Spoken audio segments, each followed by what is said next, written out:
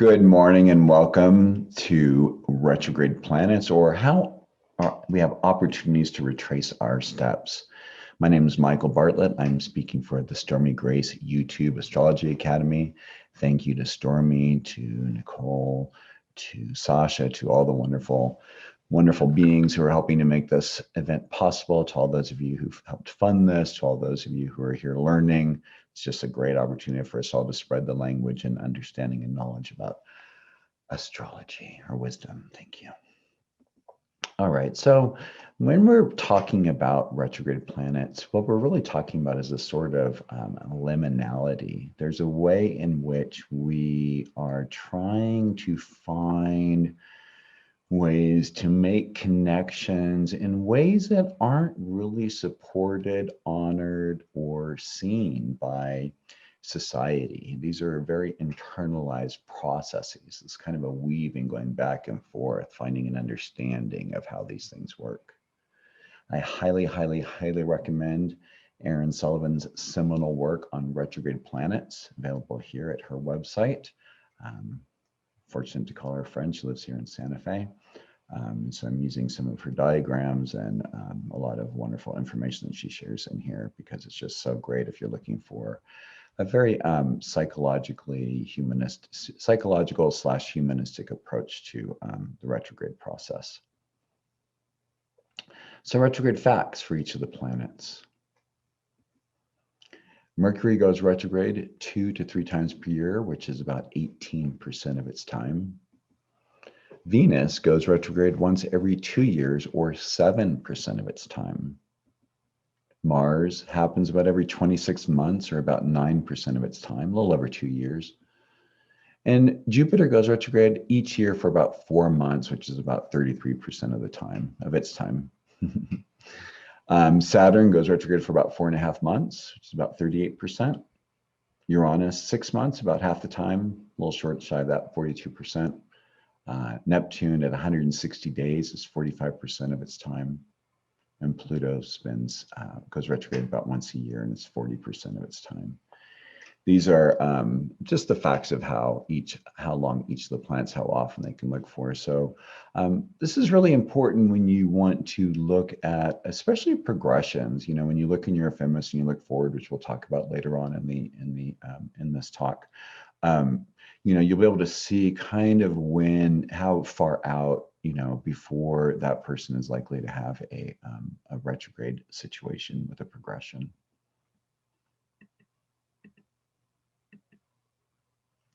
So it's one of the things I think is really fun about retrograde is that it just really, almost every single thing that has to do with retrograde begins with the same 2 letters, the R-E.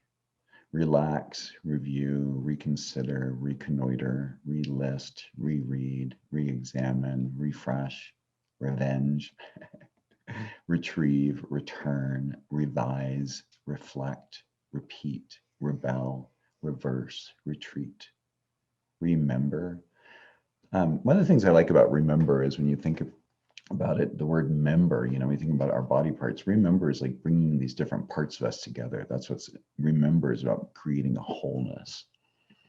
Reaction, replay, recycle, rehabilitation, and other RE words. Pretty much any RE word that you can consider that has to do with kind of a redoing or a revisiting of a theme in one's life or process. So from Erin's book, she has some really great diagrams, which really help us to understand the differences of how the planets lie in relationship to one another. So this is for the inferior planets, which for our situation here with our solar system is Venus and Mercury. They're the planets that exist between Earth and the Sun. And while I have them technically on one orbit, of course, that would be impossible. They actually have their own respective orbits, but it's just to show the relative placements of them. The superior conjunction happens here, which is here's Earth, here's the Sun, and on the other side of the Sun is where the superior conjunction happens. So from the Earth, it looks like a conjunction, but we would never see the planet because it is the Sun we'd see in front of it. Whereas the C, which is the inferior conjunction, Where C represents the inferior conjunction, that's where the planet is actually literally at its closest point to Earth, in between the sun and the Earth. So technically, if the sun wasn't so bright and these planets weren't so small, we'd be able to see them. But of course, we don't, because it's like a pin on top of a bonfire, kind of, in a sense. The B and D represent the positions of stationing retrograde and stationing direct, respectively. And these points represent the greatest eastern and western elongation. Basically, the farthest they can get away from the sun.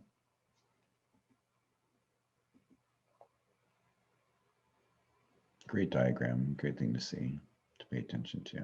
Here are all the planets. And this is actually the way our solar system is moving through time and space. Pretty much our sun is going through, pushing forward, almost like a comet in a sense, and through its gravitational pulses, electromagnetic pulses, it's putting out a thing which is keeping all of these other planets kind of in playing with. It's kind of nice. It's almost like a, just this wonderful flow through space and time.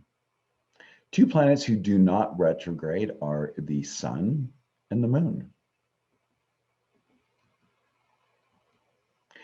The important thing to remember when it comes to retrograde is retrograde has to do with our relationship. Because we are not the sun and the planets do not revolve around us except for the moon, and we revolve around the sun. That's why these two planets actually do not retrograde.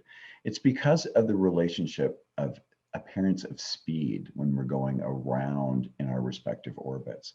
So just like when you're driving along on the freeway and you speed up, or actually, if you speed up or the person speeds up next to you, whoever it is that's going slower is going to almost look like they're going in reverse. And that's what retrograde is basically like.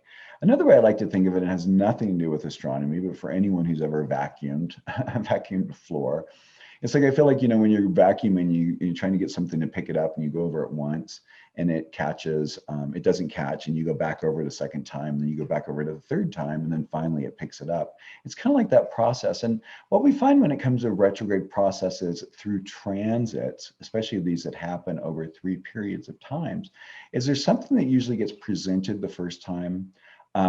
If that gets resolved, then the second and the third time it happens, the second time by retrograde, the third time by forward motion again, there tends to be resolution, but usually it's kind of neat to see what it is that gets presented. So usually these are not times when you want to be signing anything that's very important. You just want to be working on what you need to do research and revise and rethink how things are going. I think that's what I want to say on that. Yeah. So I want to thank Christine Cianci, who years ago, she and I and a group of other astrologers and individuals worked on a project called Astro Theater. She hand painted all of the figures and their costumes. It was really a fun, exciting experience. So let's see. All right. Is there something else? Yeah. So key words when it comes to Mercury. Remember that Mercury is the psychopomp. I gave a talk on Mercury. I'd highly recommend watching, giving you a great expanded sense of what Mercury is. In fact, I recommend watching all of the planet talks from each of the individual astrologers, because you're going to learn a really nice, varied relationship to the planets and experience. And go out and learn what your own processes are with each of these and see how it is and how it works for you. It's really what's important with astrology. So, of course, one of the things we talk about with Mercury is the fact that it is a psychopomp, which is the ability to go from the underworld place and then in the earth where the mortals are, and then up in the heavens with the gods. So in that sense, it has the greatest opportunity for stitching the various pieces together. I like to think, especially with Mercury, but I think all of the retrograde, there's a way of bringing seemingly opposing parts together in ways that one wouldn't think. So it's like taking maybe say a piece of leather and a piece of velvet and stitching them together. What you end up with is a new piece of something that is together, that is, that is a combination of the two that is different than either one of them, but it helps understand it. So, and when we're talking about with the retrograde, it's like blending the unconscious with the conscious mind, bringing forth the subconscious thoughts and conditions that happen with dreams, experiences that other people might not really understand or see, and how to integrate them in a way that makes sense, actually. It's really a very, when it's in the birth chart, it really shows a very different subjective approach to all things mercurial. I have many friends with Mercury in retrograde in their birth charts. Oftentimes they talk about the hardships of being in school. School is a very challenging place where it's basically one system, that is trying to be taught, and individuals with retrograde planets aren't here to, they have their own wisdom. They have their own inner wisdom. So it really has to do with them finding out, kind of observing maybe what goes on outside in a way, but really like finding out what the truth is for themselves. There's a difference between awareness and attention. And the other thing is the four phases of Mercury. Again, watch the Mercury classes. There's the Epimethean direct, Epimethean retrograde, Promethean direct, and Promethean retrograde. So those are the four phases. But each of those, Epimethean has to do with a type of Mercury that is looking towards the past. Those tend to be when your Mercury is ahead of your sun in your natal chart. If your sun is behind, in the sign behind your sun, then you are what's called a Promethean or a forward-thinking individual. So that's going to definitely affect how it is. And it's kind of funny. Well, why do we hear about Mercury retrograde nowadays so much? It's not, back in the day, it's just one of the other planets, right? We don't think about it very much. But the truth is when we think about the modern world, we have trains, planes, automobiles, electricity, satellites, the internet. These are all places that Mercury rules. And so when Mercury goes retrograde, there's an opportunity for all of these areas that Mercury rules to just kind of go, maybe go still or be delayed or have problems connecting. And there's a real point to this, actually. Think of electricity. Our world is really based on electricity nowadays. And our methods of communication, we're not using the Pony Express as a means of communication. We're using these devices, these computers here, and our cell phones and other phones. Cables, DSL, fibers, the cloud, the internet, of course, like I said above, software and hardware, transportation, delivery. There's just so much. So during these times, what we have to really understand that there's a point for this disruption. We do not see or understand that it is about a disruption. We feel like it's an inconvenience, right? Because we're very upset by the things that get in the way of us getting things done. But the truth is, the reason for the disruption is for space, time and space, for us to take a breath, for us to stop. One thing that astrology teaches us is the importance of the cycles of life. There are times when we plant, there are times when, there are times when we put seeds in the ground, there are times when we water and fertilize and help them to grow. There's times when we cultivate the fruit or the grain from our crops, and then there's a time when we cut it all down and allow everything to lay fallow. And in our society, we have this kind of on button that doesn't ever seem to be turned off, especially those of us who live in large cities. There's something that can keep us busy and entertained basically 24/7.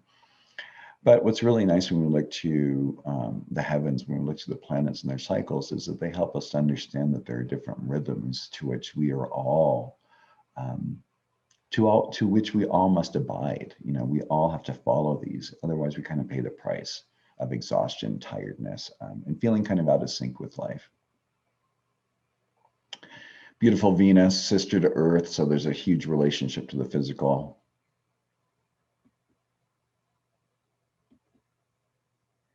She does her retrograde process in the same sign every 8 years. A wonderful book to get on Venus is Ariel Gutman's Venus Signs.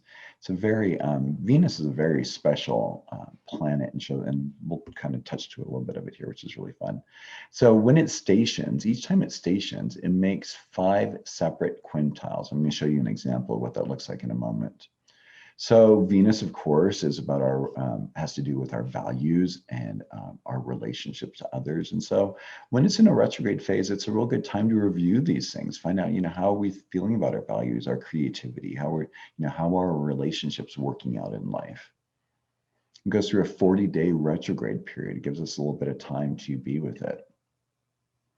Offers opportunities to use our intuition rather than logic if we are normally a logic-based person. And if we're normally a logic-based person, it gives us an opportunity to, if we're usually an intuition-based person, then we would be more, it's good for us to be a little more logical at that time. Venus, of course, ruling Libra, there's this desire for seeking harmony, there's a desire for seeking beauty and balance in the ways in which things should work. A natal retrograde gives one kind of a fixation on relationship to other. And maybe the goal here is finding a satisfaction in a relationship with the self. Sometimes, they really need other people, and others really kind of are very happy being in relationship with themselves. They don't really need anyone else. The natal gift for a man is that they can have a little bit of a softer side. They can be a little more understanding, more compassionate, more nurturing. Of course, depending on where the sign is, where Venus shows up, and the aspects to Venus. Challenging aspects and hard signs are going to make this a little bit more challenging. It's also going to maybe give a gift of as well to women to have a little more of a stronger masculine side, a little bit more of a different way of coming across. Here are the balances again. Natal, they're actually very either a ascetic or the hedonist. They like to be a player, a monogamist, or asexual. It's kind of the full gamut. You don't really know what you're going to kind of get, again, because you need to find out what sign it's in and what aspect to what other planets are going on that are treating it.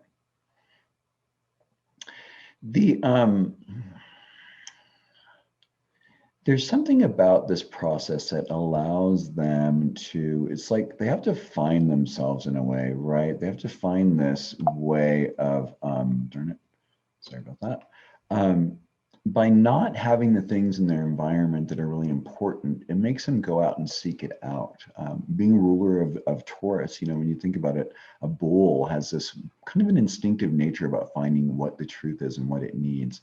And so, in that process of going from Taurus to Libra, Venus really finds a way of wanting to be in healthy relationship to oneself, making sure one's needs are met so that it is able to then be in a healthy relationship with other. And as with almost all the retrograde planets, the views are going to be very non-conforming. They're very subjective. The retrograde planets give a very subjective orientation to the individual. And all this I'm speaking to is really all in the natal process, or when we see it in the chart. And sometimes I'll talk about with by progression, of course. And a magnet to experience the self. This is, how do I want to say this? Sometimes people can mistake Venus, like say Venus in Taurus, as being very self-indulgent maybe, or wanting to just yeah, I guess indulgent would be the way. And so the important part is to understand with each of these placements, there's kind of a spectrum. So people can do things in a way of kind of exploring who it is that they are and who they want to be. But there's another element which is about through the experiences that we have, we get to learn who we are and who we are not. And these retrograde planets are really about experiencing the self, finding out what our inner truths are over and over and over again. And this is an example of what happens. A quintile is 72.5 degrees. When we divide the 360-degree dial by, this is the zodiac. If we start with Aries, going all the way around here to Pisces, depending on where it is. So over the course of time, this is what happens. With Venus, it creates what's called a pentagram.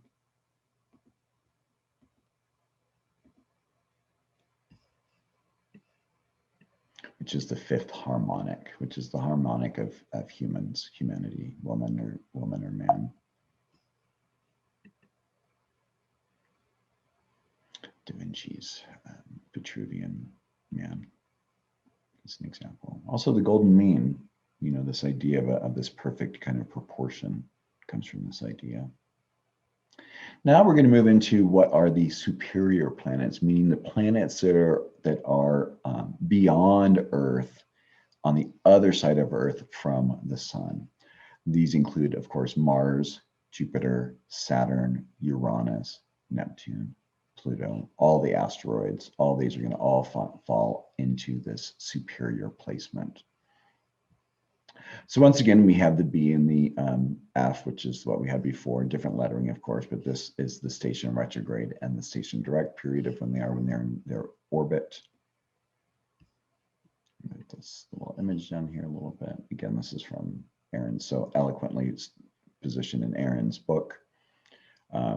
Conjunction of the sun and the superior planet, of course, like we did last time, is when the planet is on the other side of the sun.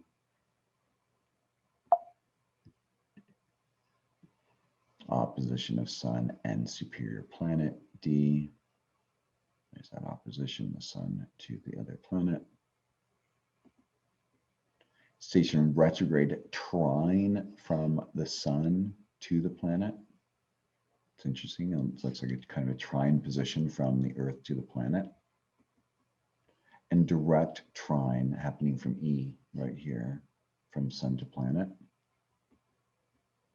What's really interesting is this position is like, you wouldn't think about it, but look, it's a 90-degree angle from Earth that creates that square. So it makes sense, because here we are, we do not have heliocentric astrology. We have Earth-centric, or oh my God, I always blank with that Earth, Terra, Terra astrology. But it's very interesting when you think about it. There's the 90-degree angle, which is the square we talk about, and here's the opposition, the full realization. This is a beautiful visual because it kind of gives you like the range of degrees in which each of these planets, Mars from 136 to 138 degrees, Jupiter from 116 degrees to 117 degrees, 108 to 109 degrees for Saturn, and each of those. So it happens only when you see this, they're only happening when the sun is having basically an opposition, is in the space of having an opposition with these planets. So that's when they're happening. Otherwise, they'd be in this position on the other. They'd be a superior conjunction. But you can see these are all happening as in, I wouldn't call them an inferior conjunction because it doesn't happen between the Earth, but it's on the other side of the Earth because the Earth is right here. And basically here we look into the constellation. Here's where the sun is and where the planets are going to show up in relationships. And so this is the retrograde zone. I love this. Monsieur Parola, you were born under a charitable star, under Mars. I especially think under Mars. Why under Mars? The wars have so kept you under that you must needs be born under Mars. When he was prominent, when he was retrograde, I think, rather. Why think you so? You go so much backward when you fight. That's for advantage. So is running away when fear proposes the safety. But the composition that your valor and fear makes in you is a virtue of a good wing, and I like the wear well. Who else could have written this but Shakespeare, right? All's well that ends well. This is such a perfect example of what happens with these retrograde planets. And the awareness actually used to be a little bit more popular. Most people kind of understood, what these positions of the planets meant in the day-to-day lives.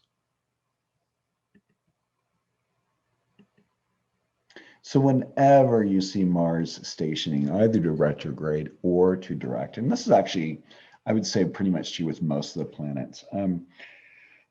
I like to consider it a sort of, for those of you who are familiar with vinyl records, You know, if you think of a record playing and the needle just sticking right on there on a thing and just repeating and repeating and it just grooving and sending a groove down in there, that's kind of like what happens in a stationary period. It's just something that isn't budging. It's very fixed in a state, in a sense. But there's just this potential, there's just this power that keeps building up on it, because it's like it's almost like, the other thing is, like when you think about those, when you're a kid, if you ever played with those cars that kind of have the tires, the back tires, if you kind of pushed it a little bit, it would kind of wind up a bit and then you just set them free. That's another way where you kind of think about it, how it kind of works. So that's kind of like the potentiality of it. For Mars in particular, the world is seen as a battle, competition, or all-out war.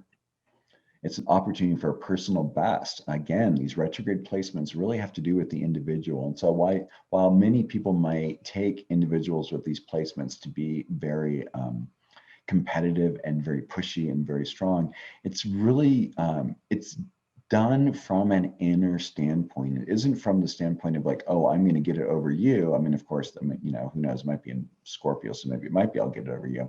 But a traditional Mars would just be a little bit more like, you know, hey, you know, I want to feel good. I want to feel the fullness of my body, my power, my strength, my abilities to do well. Say like in sports, this is a great placement for sports actually, because it's just this battery of energy. It's a challenge initiating action for self-expression. Yeah, because there's just a way that with each of these that things have to be withheld. Mars doesn't like, just like Mercury likes to go forward all the time. Mars really likes to go forward. Mars doesn't like to be stopped, doesn't like to pause typically.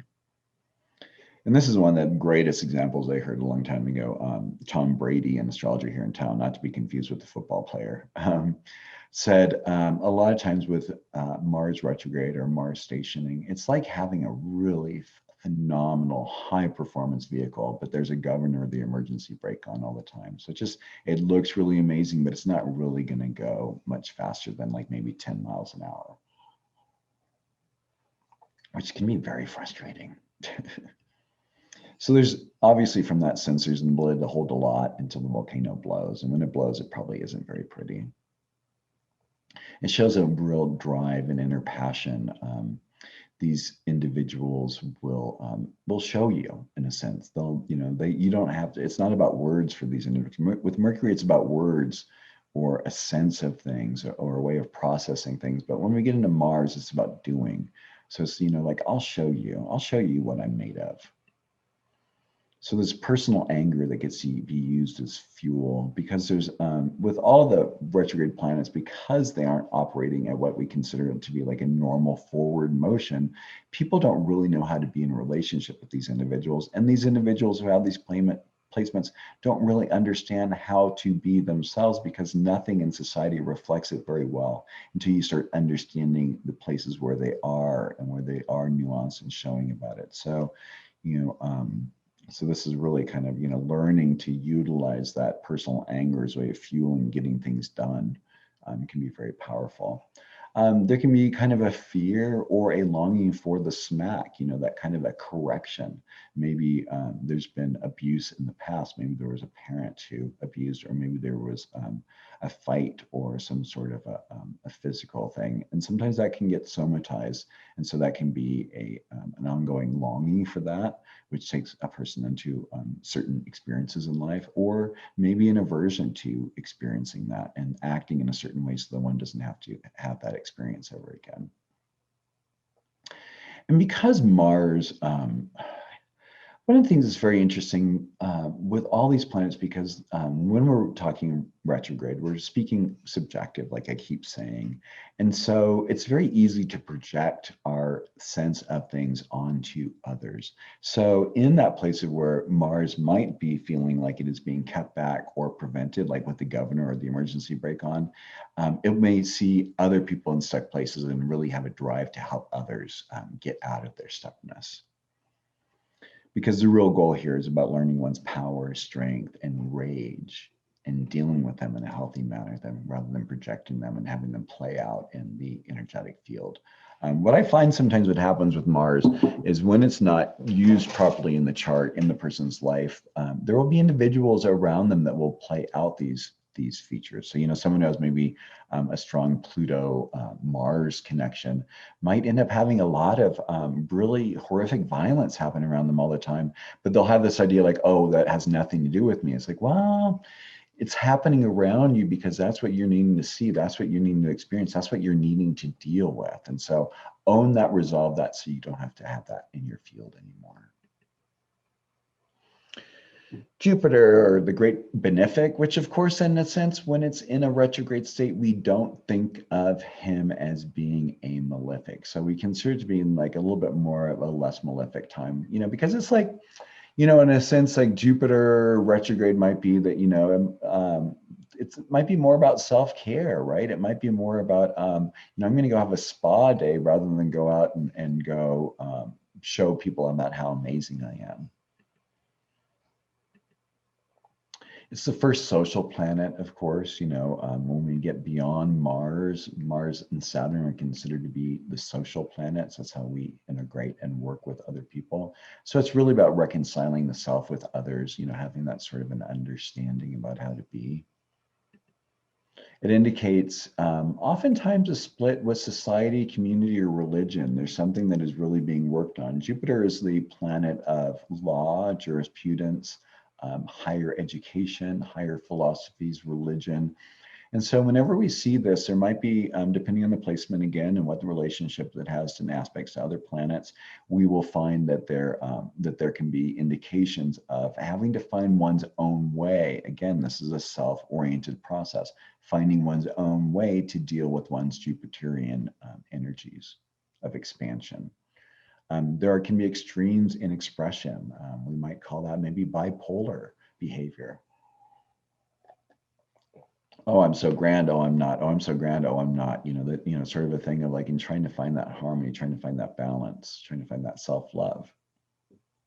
And in that sense, like I said, expression, in the extreme expression, there can be an overemphasis or a lack, of course, because here's the opposition, on social status, education, research, justice, and philosophy, the areas of justice, the areas of that Jupiter rules here. Let's see, what else do I want to say? Yeah, of course, the ability to over-aggrandize oneself and one's pursuits. One can be a legend in one's own mind when Jupiter is retrograde in a chart, especially like if it's in Sagittarius, because that's, you know, great promotion, you know, believes any story it wants to tell about itself. One of its signs it rules. Another sign it rules traditionally is Pisces. So there's a loss or seeking relationship of self to the higher self, kind of like this way of kind of, again, that stitching, right? That stitching of the personality and the soul. And, you know, in that same sense of like where there's a split in society, community, religion, it can also be a split from family, you know, breaking away and finding one's truth. Jupiter, especially when it comes to Sagittarius, one of its signs it rules, as we just said, there is the importance of seeking truth, not on the lowercase T level, the lower truth personality level, but on the large capital size T, higher thought processed truth seeking individual. Yeah, beautiful. Good old Saturn. Saturn really has to do with a taming of the ego. Saturn is really about that anyway. It has to really do almost always about a maturation. You know, wherever Saturn is in your chart, that's where you are going to kind of receive your challenges, where you kind of have to show up and you know, chop wood, carry water, so to speak, and finding the truthful ways of being in relationship with life. When we think about Saturn, Saturn has the rings around it. In esoteric astrology, we talk about the ring past naught. So there's this, and it's the last planet that we can see with the physical eye. Before the invention of telescopes. So there's something about our limitations, about our bones, our boundaries, our skin, our teeth, you know, all of these things that really have a strong presence. There is an energetic permeability, allowing humility and growth. A lot of times Saturn has a bit of a hard shell about it, but when it is retrograde, there's an ability for a little bit more of an understanding, because the ego has like an understanding like, hey, you know what, I can't get full of myself. A lot of these retrograde planets are not about ego strengths. They're about building other types of strengths in ourselves, which become more aware of their importance as we get older and using our gifts. Of course, these individuals are always going to be questioning their values and worth. That's Saturn. You know, are we worth our salt? Are we worth our weight in gold? Are we doing the right thing? Are we setting up the appropriate ways? With the myth of Saturn, of course, because Saturn, as well as his father, were gods who ate their offspring. There can be issues of disgorging, meaning vomiting, or birthing creative expression. But also in that sense, also withholding it, right? There can be a way of like holding it and not letting it go. You know, like a retrograde Saturn in Cancer could be something like maybe one's parent or loved one who's passed on has a room full of journals, and you don't want to let go of that. But the important thing is through the process that it really is important to disgorge. It is important to vomit up, to release, to birth something creative one way or another. So maybe take those journals, cut them up away, and make collages, make something new and exciting and enjoyable about them, so that it isn't something that drags you down. There's obviously a seeking to be liberated from limits. Of course, these are always self-imposed. One of my most exciting times when I work with people a lot of times is they'll make a point of like, when I say, you know, oh, have you ever tried such and such or such and such? And like, oh, my parents would never let me do that. And, you know, these are individuals in their 50s, 60s, 70s. I'm like, and I look around and think, and I'm like, are your parents here? And they're like, no. And especially in the case where some have passed on, like, so what have you imposed that they kind of led you to believe that you are imposing on yourself? These are very Saturnian things, and Saturn retrograde is like kind of working through those. I don't want to be limited anymore. I do not want to be burdened. But what the important thing about what Saturn teaches us is to do the hard work, to be burdened, to do what is right the first time, so that we don't have to go and redo it. Retrograde implies that there was something maybe not done right in a previous time. And so this is like a time to really make sure that you dot all the I's, cross the T's, and do the right thing. The longer you put off doing the right thing, the more trouble you're going to endure. There can be a diminished or an all-powerful, life-centering father figure. You know, you can have a father who just basically makes you feel like you're this big, or you can have a father that that makes himself feels that big. And then how do you reconcile that part within yourself? How are you, you know, what does your internal father figure become? Is it all-powerful, or is it weak and diminished? This is a perfect one. For those of you who understand about like the triangle, they call it the triangle of perpetrator, victim, and rescuer. And if you ever find yourself along any one of these positions, then you're likely to play any of these other ones. People typically have like a favorite one, maybe a favorite two, but you know, a good person can kind of play around with all three. The point is to step out of that and not get caught up in that sort of drama any longer. There's a strength and vulnerability always with this Saturn. Like I like to think of as like, you know, when you look at these individuals, there's going to be like a look of like, there's like an old soul, or, you know, I think of like, what was that movie with Brad Pitt called Benjamin Britt or something, where he like began as an old man, and as he got older, he became younger. Very, very fascinating movie. Yeah, and this is a child within the adult that doesn't stay, you know, that doesn't really grow up, but it continues to get tested, because the point is to become an adult and remain childlike in one's innocence in relationship to life. Again, kind of like what we said about with Venus and with Mars, you know, when men have it, they're more likely to have a bit of a nurturing side, and while women have it, women have a Saturn retrograde, they might likely overdo. You know, it's kind of this flipped energy where I'm trying to experience something opposite than the norm in order to balance something within the self. The ability to stand alone. And what's really fascinating, and it's one of those things that I also like to say about Taurus, but especially for individuals with strong Saturns and retrograde Saturns, People can mistake these individuals for being stubborn. It isn't about being stubborn. It's about them finding out what is true for them and standing in it and owning it. Telling someone that they're stubborn, yeah, that's a whole other story. Well, I mean, there's a difference between being stubborn and standing one's ground. And that's an important thing that these individuals are here to understand what it is. Because in the beginning, one may just say no for the purpose of saying no. That's another thing Mars will do as well. But eventually it's like learning what the right thing is and saying, hey, I'm saying no because this is what I need. This is a healthy boundary that I need in order to do the right thing here. And of course, since it's Saturn, here he is with this little sand clock, using time and maturity to become more authentic. That is really the purpose. Saturn is about authenticity, authorship, authors. So it's really about becoming more truthful. This would be a great process to be writing, creating something that is about one's past and understanding and bringing these things in a way that come forth. And again, of course, they're going to be hyper rule-based, right? Their no is going to be very strong, like we just spoke of about a minute ago. Now we move into the beautiful space called the TransSaturnian. Or actually, in a way, the transpersonal planets, right? These are those places in the chart. These planets represent a certain relationship with that which is larger than ourselves, that which is more than our physical individual body, personality, experience is about. There's something in which we then connect in with a greater whole. So yeah, so like I said here, alchemy incorporating the outer world within the inner self. It's like there's not really a difference. It's like finding that balance. More complex range of expression and experience that are polyvalent. I love that word. Richard Tarnas came up with it.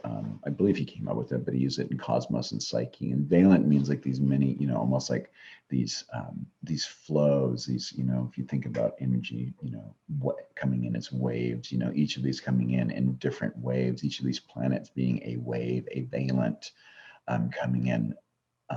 The outer planets have more complex ranges of expression.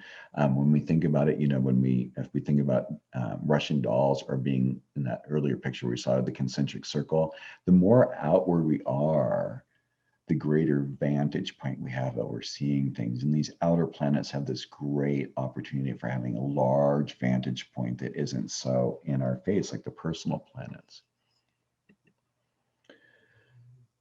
How to be this big and be centered in self is really the question when it comes to these outer planets. Singletons and mavericks that represent madness and brilliance. When these planets either show up on the angles or whether they are in positions where they're not in relationship to other people, then these retrograde planets, retrograde or not, they're just going to be really showing up strongly, depending on what goes on with retrograde, of course, is going to be like, how well those things get integrated, who's around them to reflect these energies in a healthy way so that they get to be worked with.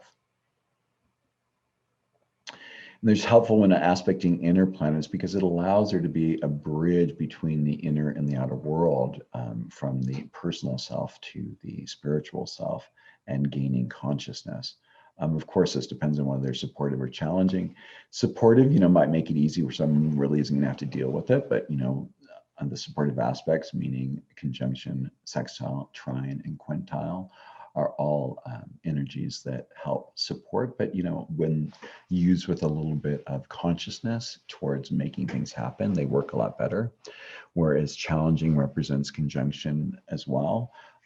Square, opposition, and the major aspect known as the inconjunct or quincunx. These are all about ways in which we're kind of forced to deal with situations and experiences in order to resolve them. So when we have these inner and outer planets in relationship to one another, whether they're in a supportive or a challenging aspect is going to really depend upon what our experiences of integrating these larger than life experiences with our personal self. This is where I think it's really important to have a practice of some sort, whether it's a meditation, whether it's physical. I think a practice is anything that one does on a daily or a regular basis that is about creating space and care for oneself. It's basically kind of almost like allowing for there to be space for something larger to come in. If we're filling our lives up all the time with things and not creating these places of practice, because I think, like for those of us who are very physically active, the act of working out and going for a run or a hike or a jog can be very meditative. Qigong, Tai Chi, all of that. Regular sitting practice of meditation, or those who do chanting. There's so many different ways to do a practice of sorts. So I just encourage individuals to do that if you have these inner and outer planets, to create a space to open up a dialogue between the two.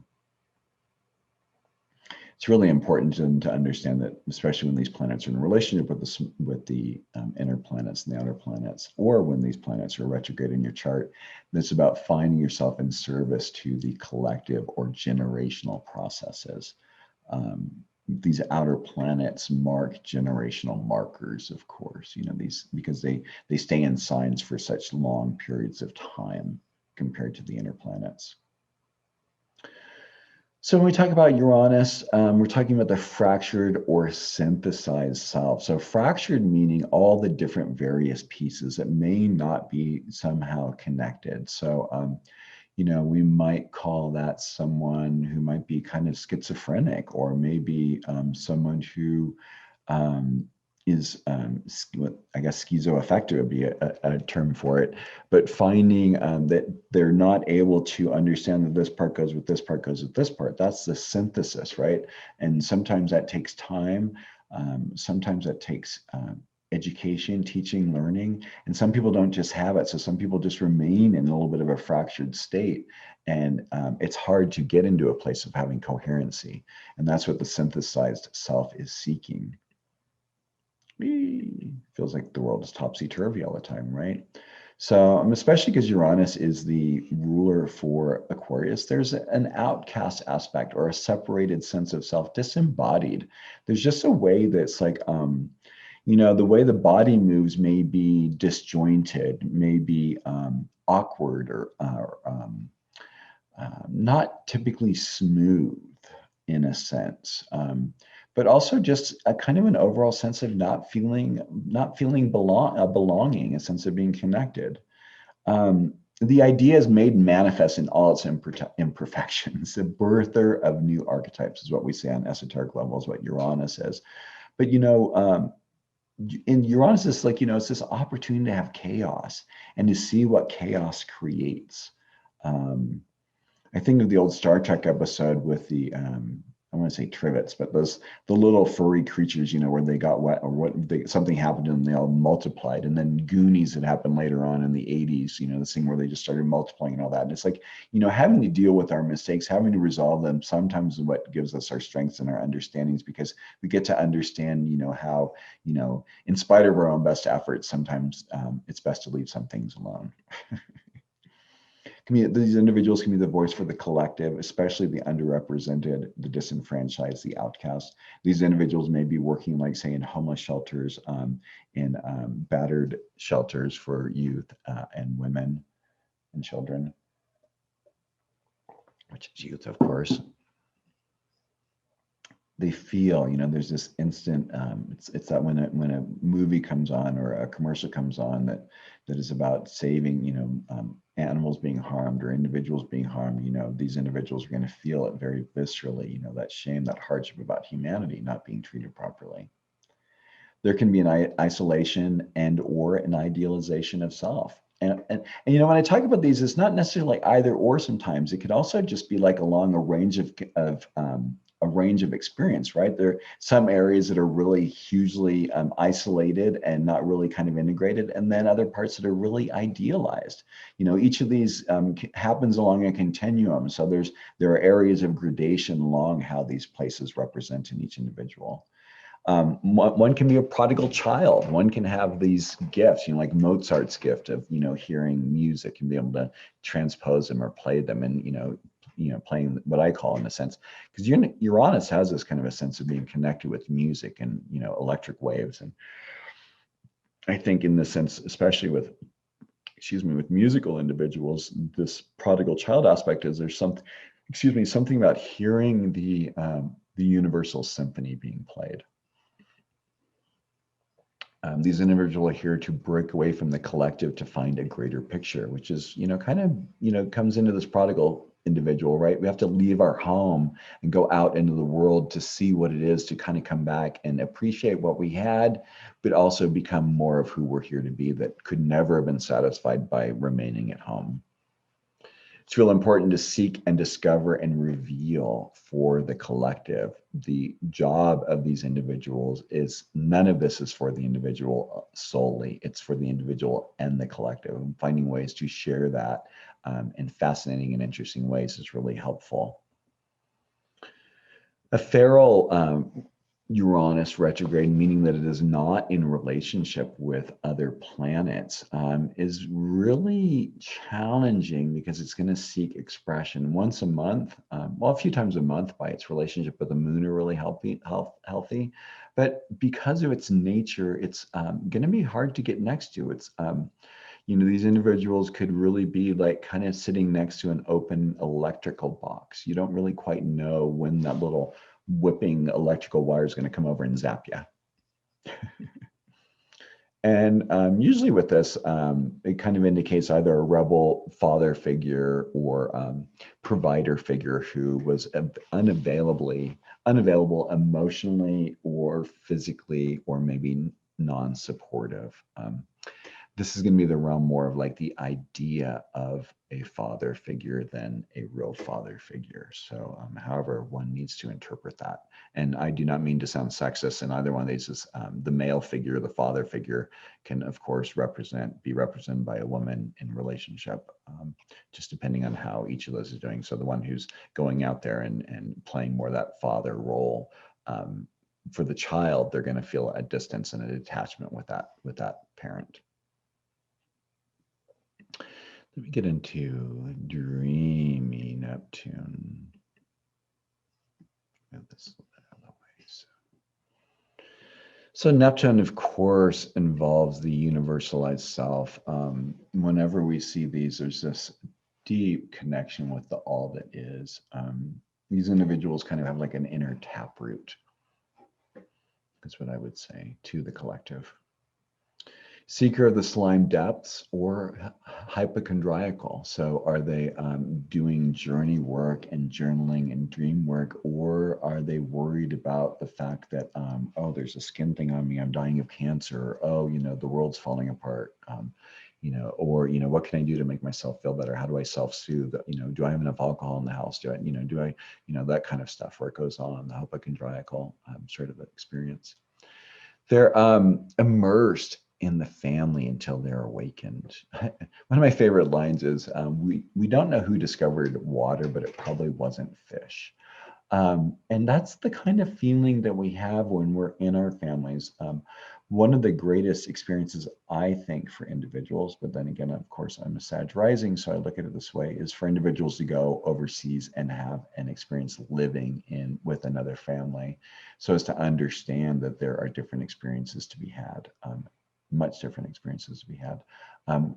As long as one is immersed in the water of our family, when you think about it, if you've ever bought fish, you go to the fish store and, there's a big tank and has all this fish in it. And then they take the scooper and they go in there with the little net and they grab the one out and they bring it out. So, up until that point, that fish didn't know anything but all those other fish. So when it comes out of there, there's a little bit of an awakening, time to realize that there's a greater world out there than just the school of fish to which we normally have belonged. There's a sensitivity, Neptune always has this, kind of higher octave aspect of the moon, but one that isn't with the emotional attachments the moon has. So there's often a deep understanding, like especially when we see Neptune in the 12th house, if it was retrograde, these individuals would be phenomenal for doing being a doula or being a hospice worker, someone who's able to help others who, or newborn babies or neonatal care. There's just, these individuals have a deep, deep, deep sensitivity that takes time, because through the caring of and the understanding about what other people are like, it's they're learning how to take care of themselves as well. So, you know, in the beginning, they might be really good at projecting a lot of this and taking care of others, but it's in that process, in that way of learning about how to take care of oneself. They can get lost in inner imaginings, right? I mean, these are deep, dreamy, deep daydreamers, deep thinkers, experiencing lots of wonderful, lovely inner imaginings. They can get lost in fantasy books and, you know, Lord of the Rings and Harry Potter and other worlds, just in their own. I mean, they might not even need that, you know, to read any other book or watch other movies. They just close their eyes and they're already there in their own self and their understanding. People can see them as being lightly tethered, for the reasons I just listed. You know, they're not, they can be idealistic, of course. You know, there's a sense that, you know, everything will be okay. You know, the Pisces motto, right? It'll all be all right. And for those of us, you know, who are strongly Virgo, you know, that's challenging, but you know, they're not wrong. In them is this inner sea of creativity, the ability for mediumship, meaning the ability to speak to spirits, plants, creatures, and a deep sensitivity in general overall, as I've been expressing throughout this. Profound spiritualist, or are they escaping to addiction? You know, what I find with some of these individuals, or individuals also who have strong Neptune in their charts, is they may drink or do drugs as a way to keep from owning their deep spiritual sensitivity and ability to connect. They're just like, you know, there's like a strong no, and that's the one way they do it. But if they're in a safer environment, I think, for one, being out of a large city, being in areas that feel safe, being around people who are safe and nurturing and comforting to them, can make a huge difference. And then the gifts can unfold, and the movement from addiction to spiritualist can occur. Not that everyone's here for that. I have to say that, you know, it's not a judgment or criticism. Not everyone is here for the same purpose, of course. These individuals tend to be egoic, meaning they're not, it's not me. They're not, they don't understand me. They don't, there's a saying in the Course in Miracles, the drop of water that thinks itself as separate from the ocean. Neptune is the ocean. There's no separateness. Ego is separateness. And of course, because of that, very contrary to Saturn, they are boundaryless. So one of the things is, you know, it's very easy for them to get caught up and taken away, swept away, right? Swept away by the emotions of others, swept away by the feelings in the moment, swept away by the experience, because they're boundaryless, you know, just like the waves coming in and coming out. You know, unless there are rocks to stop them, there's no boundary. And their real goal is to seek the unified state of oneness. That is what Neptune's ultimate goal is always. And retrograde has that ability to kind of get there, in the sense, a little bit easier, because it's not as tethered, in a sense, to the normal ways of working in life. And then our final planet for today, the existential angst of separation, Mr. Pluto. Shouldn't have put that there. Maybe I'll put this down. I'll put this up here. The existential angst of separation. There's just something, what do they call it? There's almost like this thing that's, it's like, you call it divine discontent. I mean, we're talking about almost 50% of the population, roughly, who have this. But there's just this, you know, that those of us who have Pluto retrograde just feel this separation from all that is, in a way that is just vitally painful. It's an illusion, of course. You know, that's what all this is. It's, you know, all of these processes are about us finding our true selves. In this state, it's in this state, it's this sense of being separate and alone in a place of darkness. Hence, as you can see from the colorings and everything here, I've got a lot of black going on. That's, you know, that's Pluto, the great and terrible simplification. Another great Tom Brady saying, which I enjoy.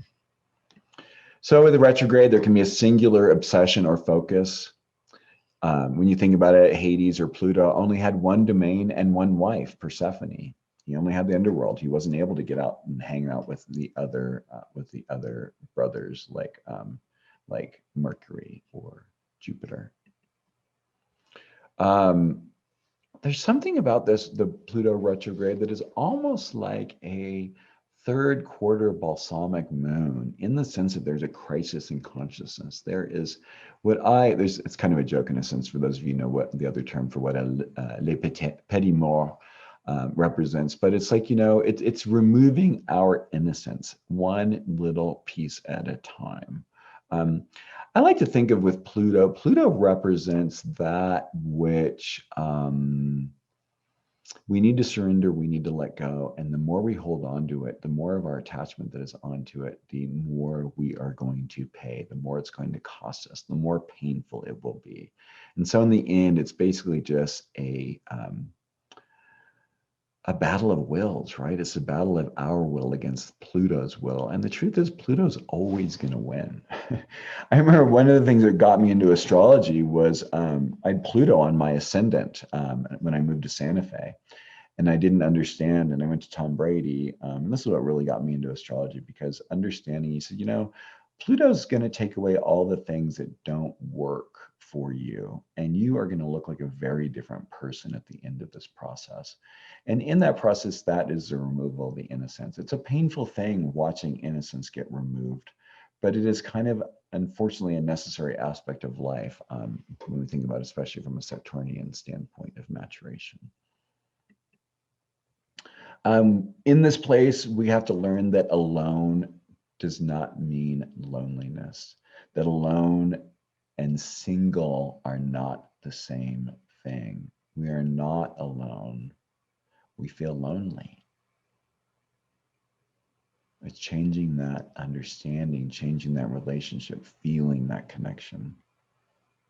It's about a kneeling, and kneeling is that way metal workers do this. It's where you take metal, you heat it up really strongly, and then you bend it or hammer it like what blacksmiths would do, and you make the metal stronger. It's a way of kind of aligning the atoms in a way that kind of compresses them, heats them, and makes them go in a way that works. So it heals, it sets it in a way that makes it so that it kind of is impermeable, right? It makes it stronger, which is the goal of Pluto. Pluto is here to make one stronger, the great and terrible simplification. Surrendering to that which is greater. My key word for Pluto is surrender. I think it's really important to use Pluto, especially Pluto retrograde individuals, learning the act of surrender, getting on one's knees, getting naked, doing the downward facing dog in yoga, and placing your head on the ground below your heart, so that your heart is always what is higher than your head. These individuals are often facilitators to the cycles of life, death, and rebirth. Pluto is the modern ruler of Scorpio. So, that those levels of intensity, those parts of life that individuals don't really want to look at or experience, these individuals are always being brought around. A confessor, that's an individual with a Pluto retrograde, are going to draw people to them, are going to share stories or share experiences. Again, this is kind of like what I was talking about earlier with the Mars experiences. Like, what is it that one doesn't own in oneself? I find Pluto in 12th house individuals, projecting their Pluto energy onto other individuals instead of owning it. It's important to step up to the plate, knowing that those of you who have this kind of a placement are here to do important work for yourself and for the collective. The French existential movement, led by Jean-Paul Sartre and Camus, one of the stories by Sartre was called "We Clo or No Exit." A few individuals are in this room and getting to see their personalities that were very particularly set up to drive one another crazy. This idea of like an existential heaven, that a never-ending hell basically is what the afterlife is about, and that's kind of what they were selling. And that's, with Pluto, that's kind of what it can feel like sometimes, that that we're trapped in something over which we have no control to do anything different. Until that, like I said a moment ago, until that power is owned, it's going to continue to be projected, and one will have experiences of power plays with other individuals a lot in life. and being a mark to others. We walk down the street and people ask us for money. They ask, I can't tell you all that I have Pluto retrograde among some other things in my chart, and it's weird what it draws to me. It's a very fascinating experience. And again, like Neptune, it's seeking a unified state of oneness as well. So it's really interesting when we look at the chart, just because you can see like how it places out. We want to see, when you look at a natal chart, how many planets are retrograde? How many planets are not retrograde? So individuals who have no or just a few retrograde planets likely have a bowl pattern chart, meaning that they're all like in one spot in the chart, off on one half basically of one side of the chart, bottom half, top half, left half, right half. But opposing from the middle of that is going to be something forming a handle, which is either going to be the sun, moon, Mercury, or Venus, just because they're fast enough moving to make that happen. And again, this gets back to those diagrams that we used in the beginning. These individuals can be outer focused, but can be very self-centering. It's really important for them to understand what the truth is, even if they are operating from a placement of being very focused on the outer world. They have to kind of anchor it somewhere within themselves. Because of the forward movement, all the planets, if you don't have any planets retrograde, that means everything's moving forward. The ego doesn't really get checked very often. Of course, this can shift based on certain aspects are in the chart. Say if there's a Sun Saturn square or a Sun Mars square, that would be a good check and balance to have. But in general, this means that there might be a way that these individuals kind of get away with things for a little bit and maybe don't have to have the consequences that would normally happen, and therefore might act a little younger at an older age because they haven't had to deal with certain things in that way. Yeah, so because of that, it takes kind of a significant event, right? Maybe there's a divorce, maybe there's a profound death, maybe there is a loss of a bankruptcy, loss of home or job or something that creates a huge crack to the ego that makes one start to understand, oh, life isn't always a forward motion, right? These are individuals who don't have a slow down button, right? Because they're just, everything's going forward. Whereas individuals who have many or all retrograde planets are going to be warring with their inner self, right? They're going to be kind of fighting with it. It's like having a lot of planets at the table, a lot of like you're having your whole family at the table and everyone talking at once in their own little world and thinking that some of them may be thinking that they're talking to one another, but they really aren't, because they're just too stuck in their own little stories, respectively. There's an inner focused or exterior projected opposition. So this is going to be, this is something has to be worked on, because again, these are this oppositional planets. When we're talking about with all of them being retrograde, they're in that opposition placement with the sun. So there's just that ego placement of what it is. Like, okay, am I focusing on myself and having those experiences, or am I dealing with it with people out in the outer world and in my jobs and in my work? The key here, of course, is finding the alchemy, creating that perfect balance, a little bit of this, a little bit of that, a little compassion, a little bit of a compromise, a little bit of love, and finding ways to bring balance and harmony into each of these areas is really what's important with the retrograde. What we have to understand is within each of us, even though the astrological chart is like a snapshot of what the planets are, we are the center part of that. The Earth is kind of the middle, and so are we. So the key is like we have to act as the bridge to connect these seemingly disparate parts or seemingly differing parts within ourselves in a way that communicates. We are the bridge. We need to form conscious ways of creating that so that we're not having to operate from an unconscious, painful way of relating to the world.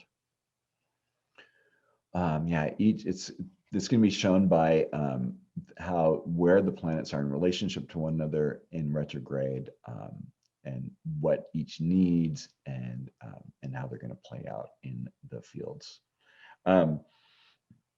because of the retrograde inner process, these individuals can be a really great barometer.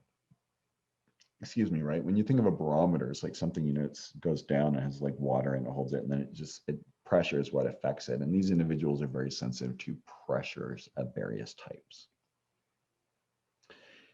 These individuals often have difficult childhoods because parents want, in addition, the interesting thing, there are so many different important steps that happen when a child grows up in the family. And when children don't respond back to parents in a certain way, depending on the ego strength of the parent, that child is either going to get a healthy reflection going, oh, it's okay, they're just doing who they need to be, or they're going to get a negative reflection where the parent's going like, oh, they don't love me, oh, they don't respect me. It's like, no, it's just a child. It doesn't know any better. But the parent doesn't understand that because they have their own unresolved issues. So that's getting carried on again in the child, so that the child has to deal with and resolve these issues, hopefully at some point, and not carry them on. Like I said, why doesn't my child respond to me? Maybe because your child's kind of in another world, having its own experience and what it needs to do, and is wanting you just to provide a safe boundaries and safe presence of parenting while they experience these worlds and integrate who they are. So I think it's really important. I love doing astrology readings for newborns because I think parents who get readings for their children are parents who are interested in finding out who their child is as an individual and how best to support them. And I just want to support parents. Any parent who does that, I just think is really gorgeous. So this is a page out of an ephemeris, just as an example, so we can see like what we look for when it goes. So in this case, here you got the white, and then there are these shaded areas. Well, when it turns shaded and you see the R there, that represents when these planets go retrograde. So here on January 2028, Mercury goes retrograde on the 24th of January, which is a Monday, depending on where you are on the planet. Jupiter goes retrograde on the 12th of January 2028, and Uranus is already in full-on retrograde period. Really nice and easy. And also, if a person is born, say here on the 14th, you can kind of, if you look here and you say, oh my God, look, there's some shading up ahead, you know by progression that person is going to have a progressed retrograde Mercury period in which their life is going to be very different for an extended period of time. When it gets into these outer planets and you see it, you know that that's not really going to change for the rest of the person's life. It's a very powerful, easy way of seeing things.